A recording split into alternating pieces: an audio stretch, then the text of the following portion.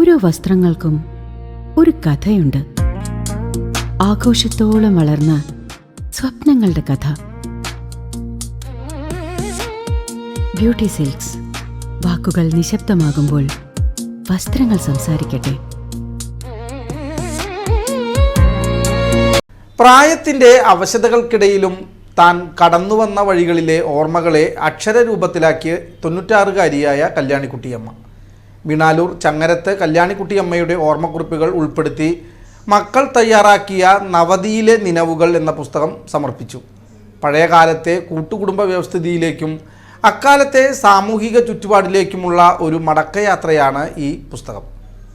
മിണാലൂർ വായനശാലയിൽ വെച്ച് നടന്ന ചടങ്ങിൽ ജില്ലാ library council vice president V Murali, Kathakali ആചാര്യൻ കലാമണ്ഡലം കൃഷ്ണകുമാറിന് നൽകിയാണ് പുസ്തകം പ്രകാശനം ചെയ്തത്. തൻ്റെ ജീവിതത്തിലെ ഏടുകൾ പുതുതലമുറയ്ക്കായി പുസ്തക രൂപത്തിൽ നൽകിയ കല്യാണിക്കുട്ടിയമ്മയ്ക്ക് മക്കൾ നൽകിയ ഏറ്റവും വലിയ പിറന്നാൾ സമ്മാനം കൂടിയായി ഈ കൃതി മാറി.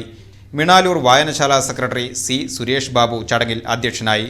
മിണാലൂർ സി രവീന്ദ്രനാഥ് പുസ്തകം പരിചയപ്പെടുത്തി സംസാരിച്ചു.